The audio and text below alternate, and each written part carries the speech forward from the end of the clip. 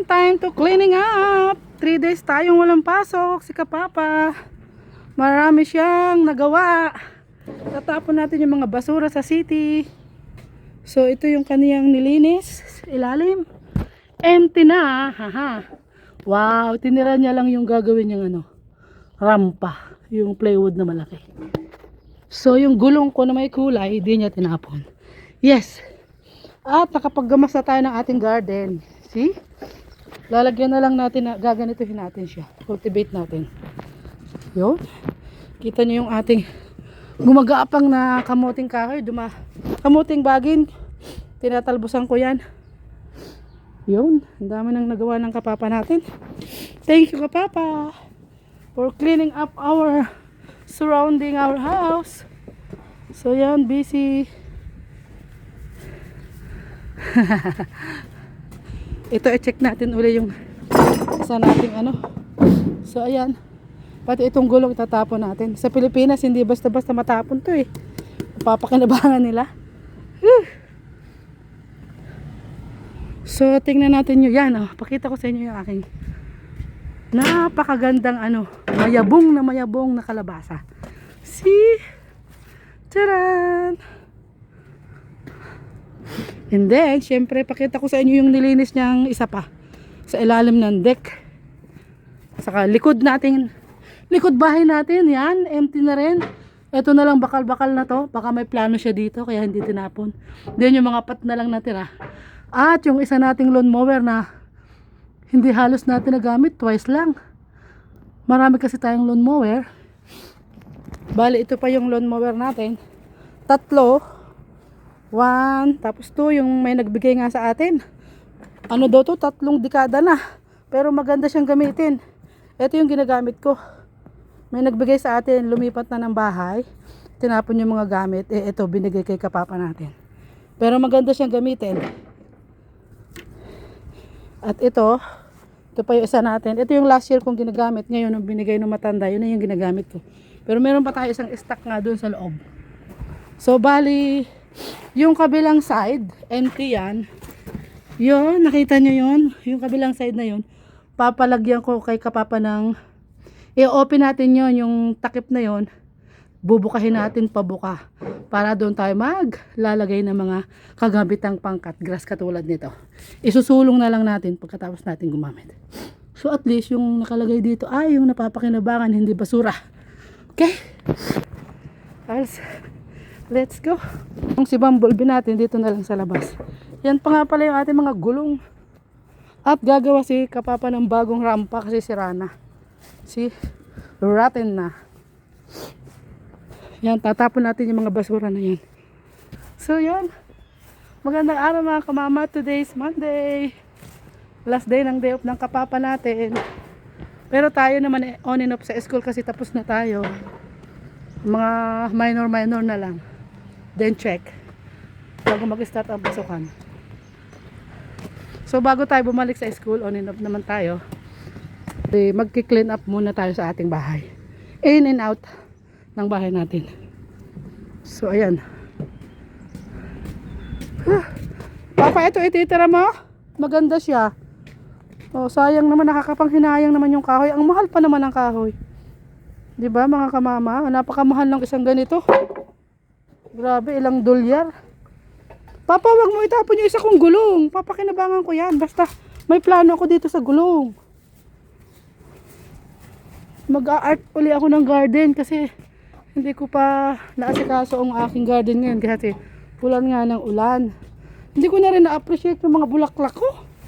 Ang ganda ng mga ibinulaklak. Di ko na napansin masyado. Nawala na lahat.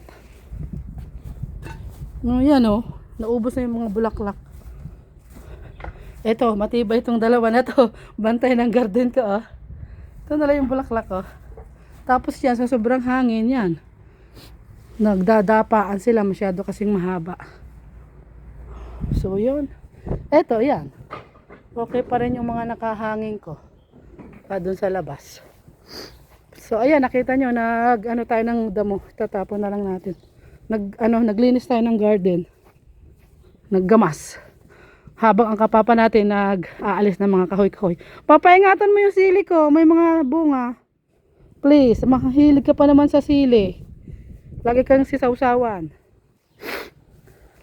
So, ibabalik daw niya yung mapapakinabangan niya. Kasi may gagawin siya dyan. Kapag may time siya. Kasi ang gaganda pa oh. So, yun. Magtatapon tayo ng kahoy. Today, lagyan natin ng ganito. See. Kasi hindi ko na kaso dahil nga nag-busy tayo sa school. Binilisan natin matapos para makapagpahinga naman tayo ng isang buwan bago bumalik ang school, ang klase. At least nakaano tayo.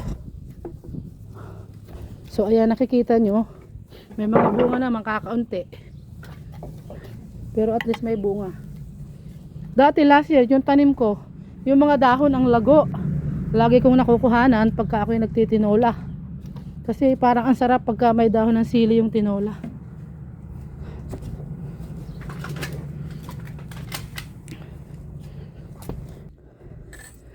Mga isang buwan pa yan. Pwede na siguro. Yeah. See? Yan o. Papa. Oh, tapos na. Ipinark niya na para mamaya pag ready na kami magtapon. Pa dito na, dyan na lang. Baka maano pa yung sasakyang isa. Ako, tingnan natin si Kapapat. Baka masundot yung sasakyan nating SUV. Eh alam nyo naman yung trailer. Paliko-liko yan. Kailangan mong tsempuhin. Yan. Kailangan niya doon sa tabi. Yun. Okay. Be careful yung SUV natin. Mahal na mahal ko itong SUV natin na to. This is our first car na tayo ang bumili. Yung dati nating sasakyan, hindi tayong bumili, bigay lang ng boss. Pero itong SUV natin, tayo talaga ang bumili. Ingatan mo to. Tapos yan yung bali pangalawang car namin to. Yun yung pangatlo. Yung unang sasakyan namin, bali Toyota Toyota rin siya. Ano ba yun? Toyota RAV4 pula. Bigay lang yun ng amo ng ating kapapa nung bago pa tayo. So ito ay tayo ang bumili. Tsaka itong Tacoma ni kapapa. So ingatan mo kapapa. Yun, ang galing. Saktong sakto sa guhit. Marami pa siyang kukunin, no? Itatapon lahat yan para malinis yung ating backyard. Kahit maliit yung ating backyard, basta malinis, masaya. Kahit maliit yung bahay mo, basta't malinis, ay napaka refreshing. 'Di ba mga kamama? Kasi habit ko mga kamama maglinis. Kasi ang trabaho nga natin, tagalinis sa school. Tagalinis tayo sa school, tapos yung bahay natin hindi na malilinis, ang sama naman noon. Paano pa tayo ginawang tagalinis kung ang sarili mong pamamahay hindi mo malinis? 'Di ba? Habit ko na yung maglinis mga kamama.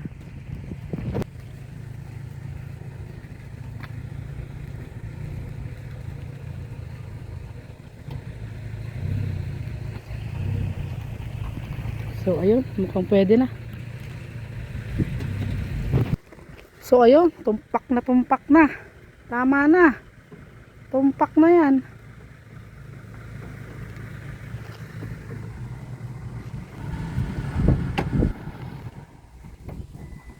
Ayun, nakapark na po yung ating Tacoma. Kakargahan na lang uli niya na yung mga tira-tira dito sa back. Kasi yung nilinis niya yung front, and then ito namang likod natin. Mamaya mga kamama, aalamin natin kung magkano ang babayaran natin dito kasi puro basura. Kasi kapag bakal, libre. Kapag basura, may bayad. Yan. Yung gulong at mga kahoy, may bayad yan. Wala kasi tayo itatapon na bakal-bakal. Yung mga bakal-bakal, libre yun eh. Ang tanong, hindi ko lang alam kung open ngayon kasi Monday, holiday. Pero mostly nagbubukas sila ng Sunday. I don't know ngayong Monday na holiday kung bukas sila. But by the way, naalis na natin yung mga dumi. Yun yung masaya tayo. Masaya ako pag malinis. Pag nakita ko ang paligid ng bahay ko, ang loob ng bahay ko, ang dami kalat, parang lalo ako napapagod. Kaya mga kamama, Happy lang lagi. Bago daw gamit si Kapapa. Pinagyayabangan ako. Ano kaya yun? Tingnan natin. Ano gayan? Na bagong gamit mo na naman? Pa? Oscillating? Pang ano naman yung oscillating na yan? So yun, yung bago daw niyang gamit. Mahilig siya sa gamit. Nako, tambak na yung gamit niya. Yeah, ay pangkat pala diyan. Mahilig yan. Nakita nyo pati sa pantalon yan. Oh. Ayan oh. Wait. Pakita ko yung pantalon niya. Oh. Pati pantalon niya. Ayan ang tatak oh. Mahilig talaga siya sa gamit. Ayan oh. Ayan oh. Ayan oh. Mga gamit niya. Nasaan yung sombrero mong ano? Milwaukee. Yung ano. Patingin naman yan. Yung sombrero mo. Ayan ay doon galing sa... Binilihan niya din ng mga tools. So, regalo sa kanya dahil mahilig siyang bumili. Pakita mo. Ayan. Regalo sa kanya. Marami na siyang nabili doon. Dara, naku, nakahiga na ang Kapapa natin.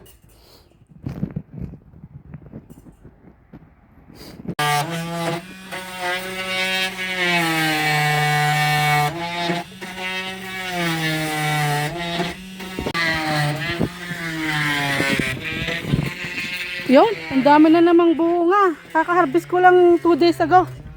Meron na naman. 2 days ago, na-harvest natin yan. Maliit lang yan, pero ang daming nagiging bunga.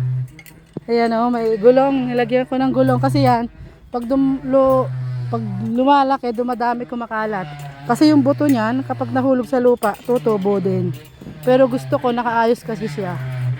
Gusto ko ganyan lang. Pag may tumubo sa gilid-gilid, aalisin natin.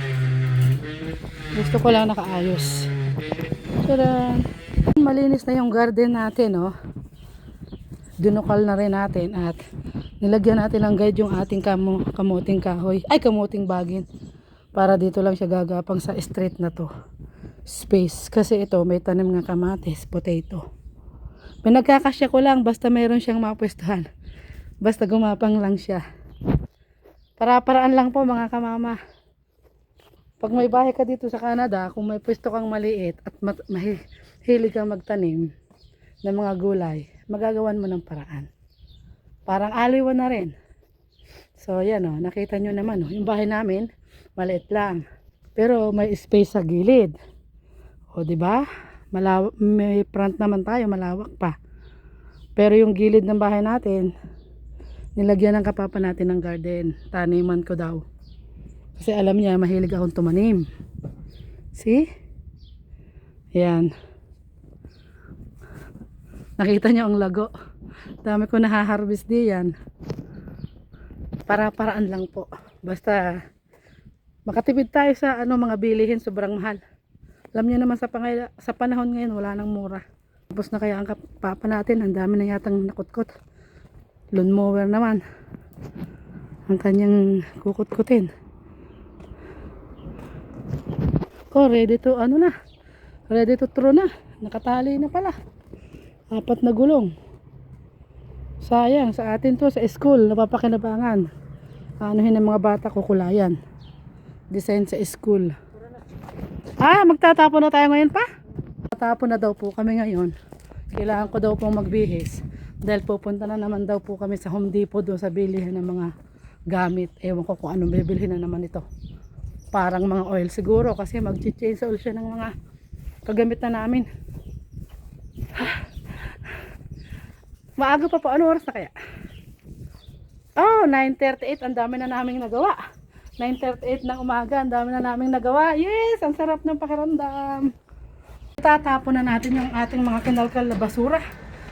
Titingnan natin kung magkano ang ating babayaran. Mabigat yung karga natin, sabi ng Kapapa. Magkano kaya ang babayaran mo dito, Kapapa? 150? Hindi naman siguro. Sobra naman. Tingnan natin. Wish ko lang, hindi naman.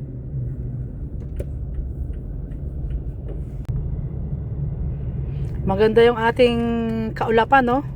Mukhang masaya pero kagabi magdamag umulan. Wish ko lang papa bukas. Sayang naman yung biyahe natin kapag hindi bukas. Sarado. Ala! Sarado nga. Naku nga. Ayan mga kamama, close. Ayun no. Sa natin sarado nga. Kasi papa, ano talaga ngayon holiday? Monday.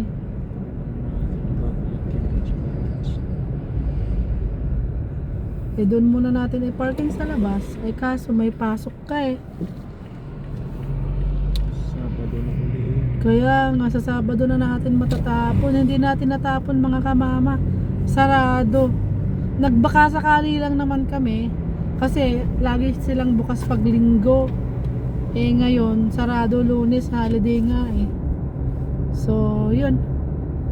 Uwi na ulit tayo. Papunta lang muna tayo sa Home Depot. May bibilin si kapapa natin. Ito yan. Kain muna tayo ng Starbucks and coffee. Ice coffee si kapapa. Tutum tayo sa pag-clean up ng ating bahay. Mag-Starbucks muna daw tayo. Social lang kaunti.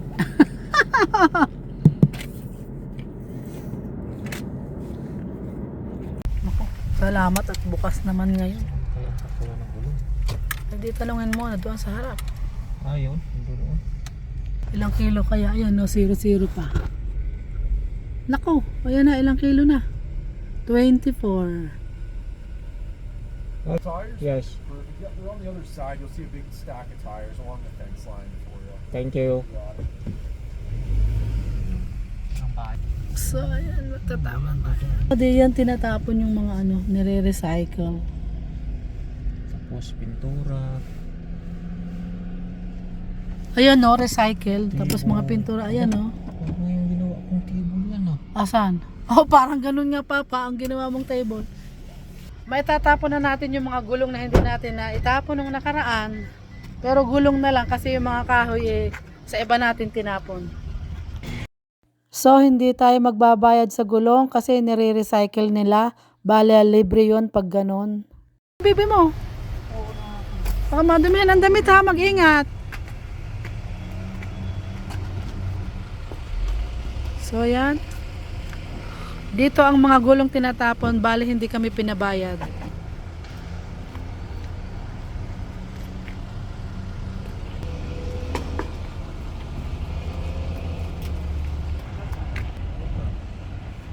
Pa!